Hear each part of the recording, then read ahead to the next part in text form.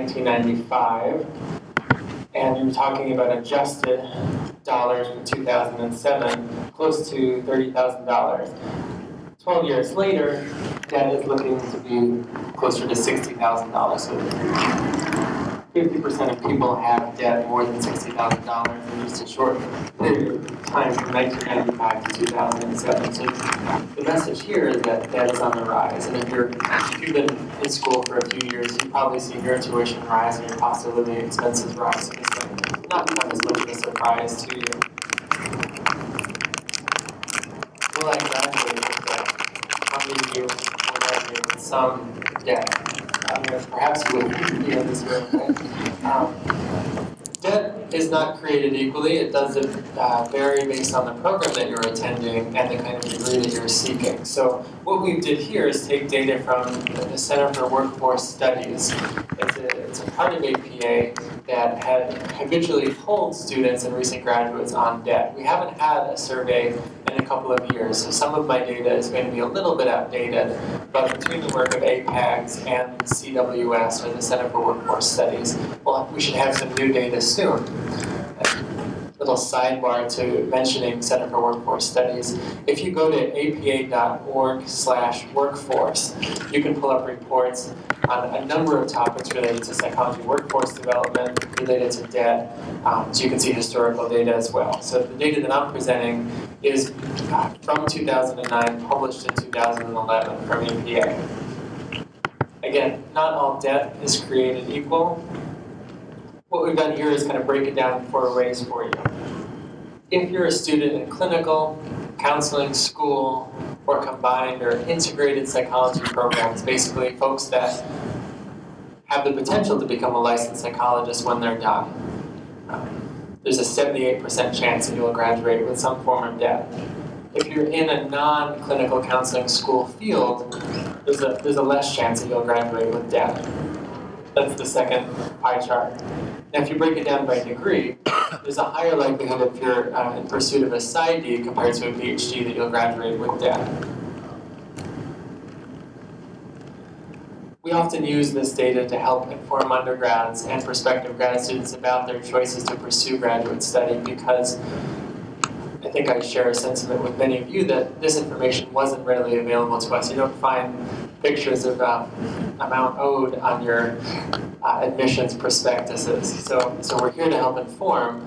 And again, if you look at how much you'll owe when you graduate, the median debt for a student in clinical counseling or school psychology in 2009, so this doesn't reflect the economic downturn and increased prices over the past 5 years, $80,000. So half of students will have less and half will have more than $80,000 in debt in pursuit of a professional psychology degree.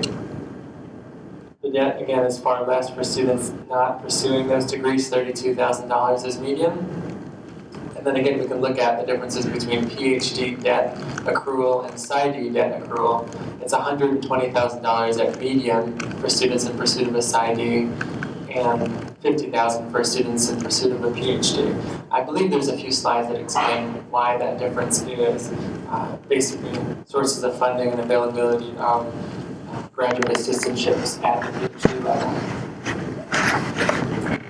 This is interesting. So it's not just about how much debt you have when you graduate, but how that debt grows over time. A wonderful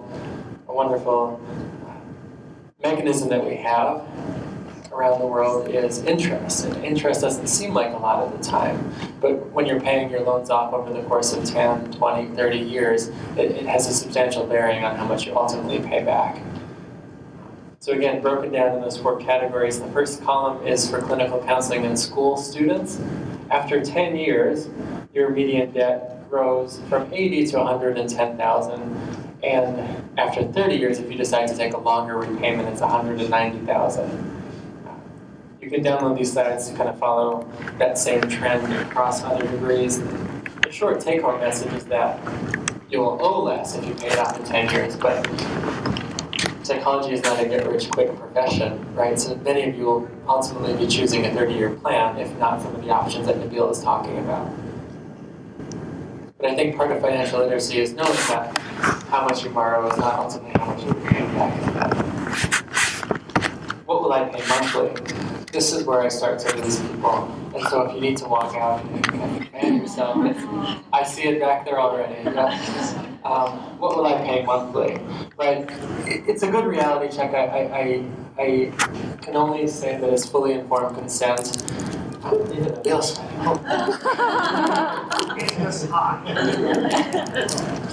what will I pay monthly? Okay, so again, 4 categories broken down in 10 versus 30 years.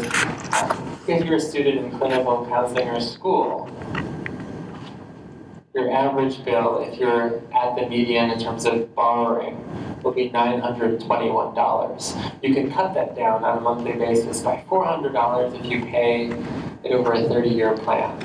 And you can sort of, again, if you're not in clinical counseling in school, look to the second column. If you're trying to get a sense of where you might land in a PsyD program, look to the third column. $782 is the 30-year plan for the median student debt in a PsyD program. What that means is you want a well-paying job, right? Clearly, you might want to take a 30-year plan or consider an income-based repayment option, which I think typically will only cost you 10% of your monthly income, which can be a saving grace. It doesn't mean that you'll be repaying that off for a longer period of time, but some of the new payment plan mechanisms that Nabil will talk about do end up capping how much you owe on a monthly basis to 10%. And so financial gurus like Susie Orman and folks like her say that you shouldn't be spending more than 10% of your monthly income on debt. You can calculate that if you have to pay back $521 per month, you do need to be making, or if you look at a $750 bill, I see my little footnote up there, you'll need to take home about $90,000 a year to sort of keep it in that 10% per month debt repayment range. Now, you did see that debt was not created equal, and if you look at where sources of funding come from, more clinical counseling and school psychology students take out loans, that purple part of the graph. I'm going to skip past tips, and I think we'll get back to that a little bit later on. I did want to shift a little bit and talk about job outlook, because right now I'm sending the message that you're stand pretty good odds of accruing some debt, and that might be more debt than you want to think about. But there is good news. Though psychology is not necessarily a get-rich-quick field, many people are happily employed. As you can see here, the field has been growing, particularly PsyD students. The number of PsyD students from '88 to 2008 has more than tripled. It has also increased by about 500 students in those 20 years until 2008 for students earning their PhDs.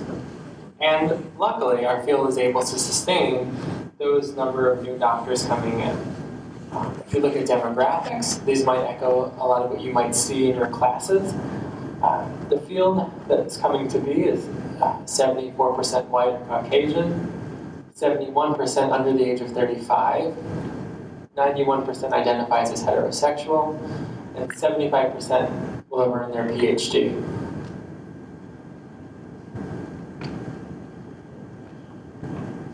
This is a small message of hope. Right? Finding work of all new doctors, folks from that 2009 survey I was telling you about, so who had earned their doctorate within the past year. 25% rated the job market as good or excellent, no matter what their feelings are. 73% found a job within 3 months. So you stand pretty good odds of finding a job within the first 3 months of earning your doctorate. And top methods for finding work, according to the survey, informal networks and the internet. Luckily, you're all at convention. If any of you are seeking jobs, use convention as a place to network, to meet people, to take business cards, to follow up with folks, to introduce yourself to people that you might otherwise in other settings find intimidating. I don't care if you've read their work for several years. These are folks that you should be meeting and talking to and letting them know that you're seeking work in their field. So top methods are informal networks and the internet. Within 1 year of earning a doctorate, back in 2009, 63% of folks were employed full-time. So psychologists are largely taking full-time employment. This is interesting. 24% of that survey are working in postdocs. So while it might seem that everyone and their brother are taking postdocs in your cohort, that trend doesn't necessarily reflect larger numbers when you pool together students across the country. 20% of psychologists are employed in more than one job. So again, we don't know if that is for financial reasons or just because their interests and their opportunities are so varied. Only 6% are unemployed. Again, nod your head if that's good news. Okay, I do want you to feel confident that you can find work in this field, that you didn't make a mistake by choosing it, even if you are accruing more debt than you initially wanted to. This shows primary full-time employment by setting in 2009. Comparing in the darker color, in the dark orange, clinical counseling and school students, to the more yellow color below for non-clinical counseling and school students. Many folks find work in academia. We are our professor's progeny, right? They have done well by telling us to go into academia.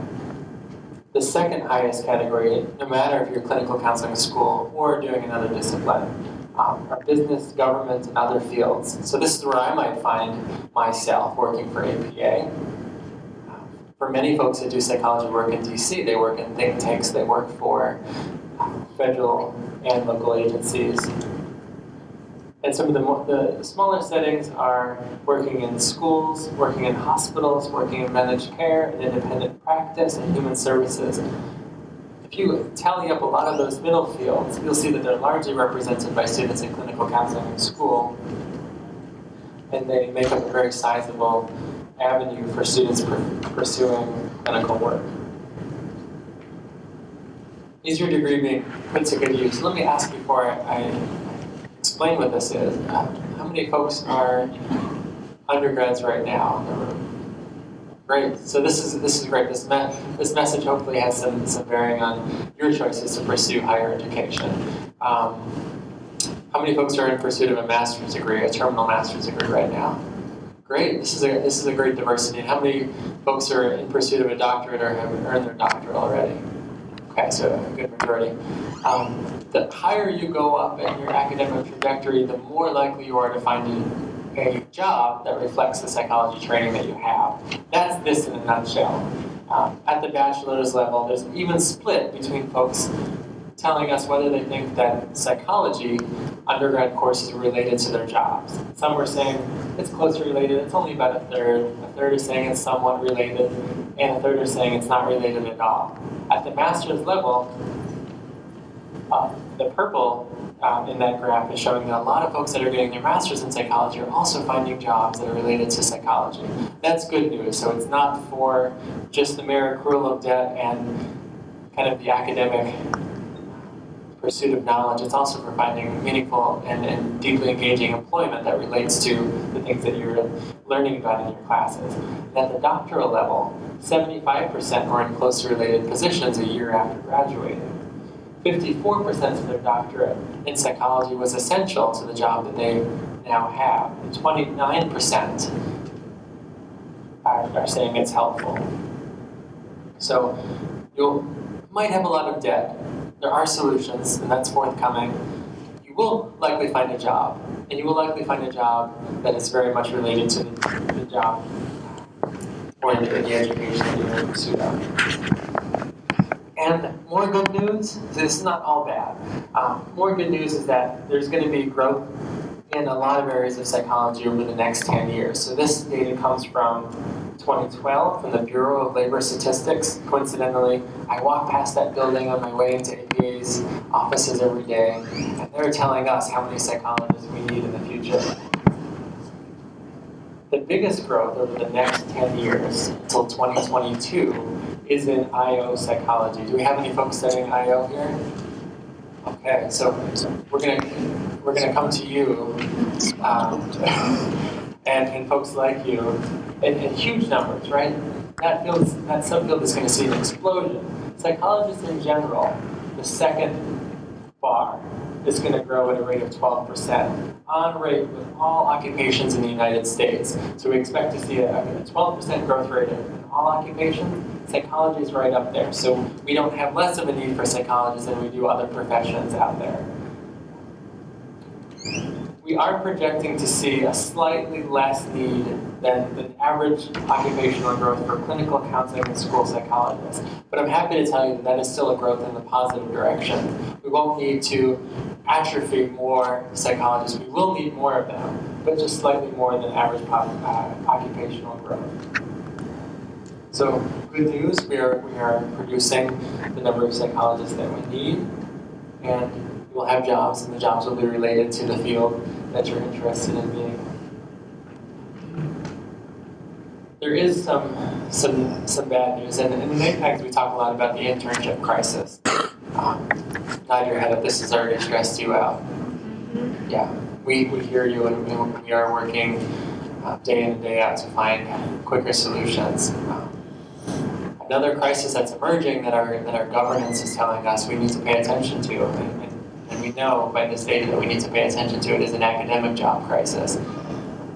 Academies are hiring fewer and fewer tenured track professors, opting more for adjunct professors. And what this chart from the Atlantic magazine shows us is where the red arrow is at the very top on the right. This is the trend in adjunct faculty over time. All other faculty employment categories have seen a dip over time from 75 to 2011. So if you're pursuing, and a lot of you will be pursuing academic track, employment will be harder. Employment will necessarily be harder because of the shifting patterns across institutions and rates of hiring folks that are tenure track. I would say a footnote to that, as future psychologists or master's level psychology-oriented folks, you will be well positioned to do work in a number of areas. So don't hang your hat solely on the idea of academia, and keep yourself thinking about how your skills might transfer to other professions and sub-professions in psychology. Okay, let's get into salaries.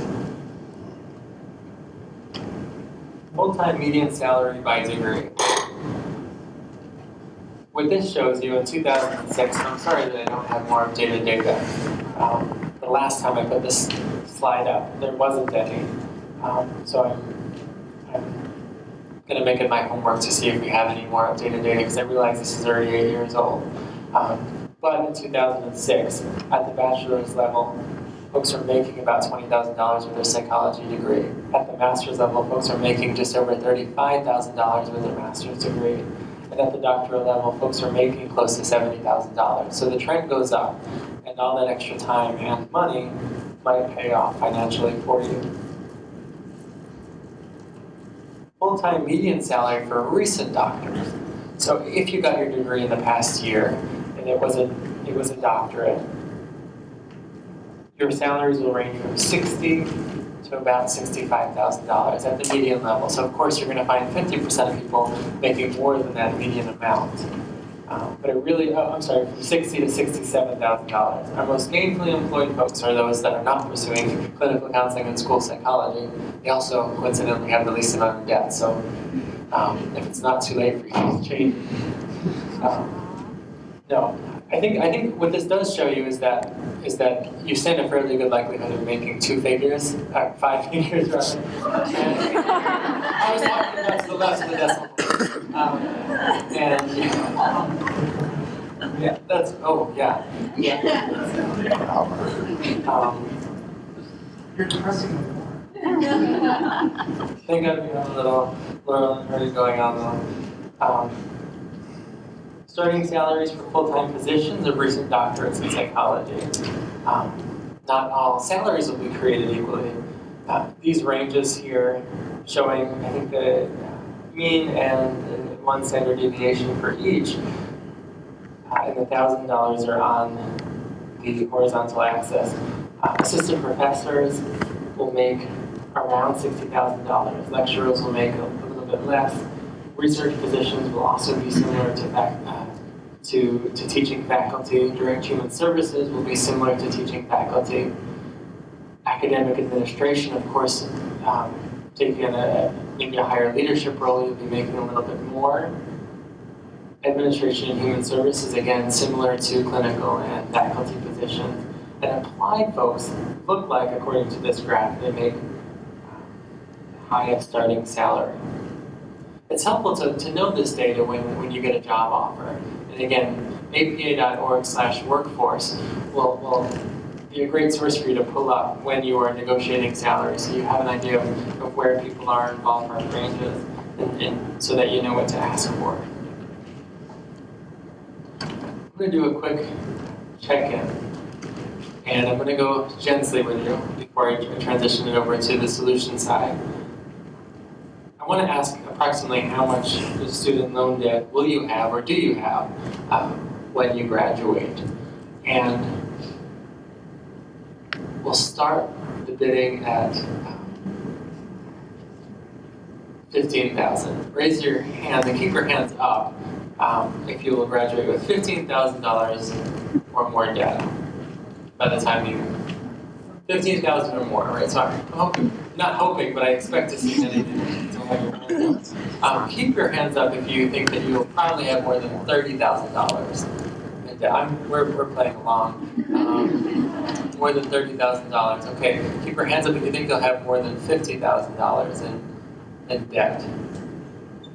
Keep your hands up if you think you'll have more than $75,000 at the end of your degree. Okay, so you're not alone. Keep your hands up if you think you'll have more than $100,000 in debt. I didn't see a lot of hands go down on that last question, so know that we are the faces of the weary, and that we do have a lot to owe back. I'm just going to jump ahead for 1 second. When I said you're not alone, last year at convention, we put this sign up saying, what was or will be your total student loan debt upon graduation? And you can see that we stopped on the right-hand side at $200,000. And what did people do? Thanks, Nabil. What did people do? They put their stickers even to the right of that. At the top, half off. That's probably too big. Yeah. So we know that when we get fresh student loan debt data, we're going to see that accumulation of debt is going to increase. And why shouldn't it? Schools are costing more money.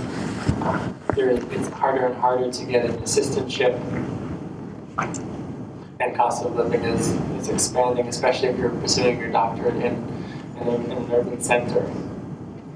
Okay, so just going back, what word or phrase describes how you feel about your student loan debt? Will somebody throw out an adjective? Terrified. Pardon? Terrifying. Terrified. Nauseous. Resigned. Resigned. What else? Denial. Yes. Yes, when you first log on to the NSLDS.gov, the National Student Loan Database, NSLDS.gov, and you pull up that amount, it's, whoa, how did that happen? I can tell you, I did not have the best financial practices when I was a grad student. But I don't think that my experiences reflect the larger student body. We're in the process of developing a survey right now that helps refute some of those myths. I do remember driving, I went to school at the University of Miami, so I remember driving back from South Beach, and there were 4 doc students in a car stuck on Route 1, and right next to us pull up 2 faculty members, and they say, oh, so this is what you're doing with your loans, right? It's very telling to me that there's this impression that students just spend money because we have it, because we can take out the max amount of loans from Sallie Mae every semester and not really think about how much it adds up to. I think denial does play a big factor, but I also think that many students have pretty good financial practices but can't get by without accumulating some debt. Number 3, how do you plan to deal with your student loan debt? There are 4 categories. I'm going to just kind of take a vote. I'll read them out loud first. Denial. So I know that at least one of you will be raising your hand for denial. Frugally. So you plan to deal with your student loan debt by eating ramen, living with 6 people, doing whatever you can to keep the cost down, okay? You plan to deal with your loan debt slowly, meaning you might be likely to take out the 30-year plan, that you have no rush to pay it off. You know that you're still going to be perhaps in the moonlight of your career and writing out checks. And then there are 5 choices. Number 4 is quickly, so you're going to do whatever you can do to pay it off as fast, even if that means you're going to be working like a dog for several years. You're willing to do what it takes just so you can get that debt out of the way. And number 5, creatively. All right, so a lot of you are looking for creative ways. So those folks that raise their hands for that question, different loan repayment options, yeah. Are there other creative ways that we probably won't get to today? Yes. They have a program like the credit card stuff, like the Q Promise. So you can get an account and it gives you a link, and it has like an online mall and stuff, so you can give your friends and family the link, and they'll shop your normal stores, like if it's Sephora or Macy's or whatever. But when they do it through the link that you gave them, it lets the company know, and you get a certain amount of points, and you can use that towards like loans or something. And that's tied to a credit card, so what, through purchases? Credit card, but it's like you can even like link your credit card that you already have. Like if you have a MasterCard, you can link it so that when you make purchases, it's kind of like a reward system. You know, some people have that system with apps. But this is for the U Promise, so it'll be like it'll send you a check and back and you can use that towards your loans and or if you're for college. Thank you.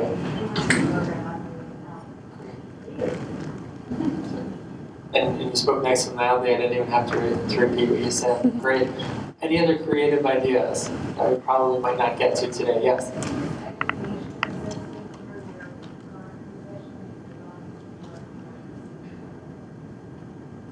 Asking for some tuition reimbursement. Mm-hmm. You might get a no, but it doesn't hurt to make it a shot. Did you have to campaign for that? Yes, and I'm still in the process of I work at Rocky Market right now, so I'm trying to get them how psychology. Very applicable, just very focused. Any other creative ideas? I see your hand way in the back. I was just going to just want to piggyback on what she was saying. Teach for America is a teaching program where you work with them for 3 years and they will pay back a certain percentage of your loans. And also there are a lot of government agencies where if you will work with them, they will pay back your loans. But the thing with government agencies, it's important to make sure you're reading like your contract and paperwork, because a lot of them will not pay them back if you consolidate the loans. And so I'm not educated on like consolidation, what that actually means, but a lot of them, they won't do it if you consolidate. So if you have already consolidated, then, you're like eliminating those. Thank you for that advice. I see some more hands, but in the interest of time and having some good discussion about some practices that we know about, I'm going to invite folks that have strategies or want strategies to come up to the front of the room at the end of this session to share some ideas that you might have. If you'd like APAGs to blog about them or talk about them in future presentations or get the word out to other students, also let us know. You can email apags@apa.org, or you can find myself, Eddie, or Nabil, the director of APAGs, and email us, and we'll make sure that the word gets out about those strategies as well. But in the interest of time, I'm going to turn my presentation over to Nabil, who will talk about some of those solutions.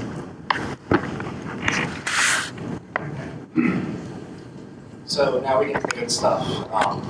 So loan forgiveness, loan repayment options. And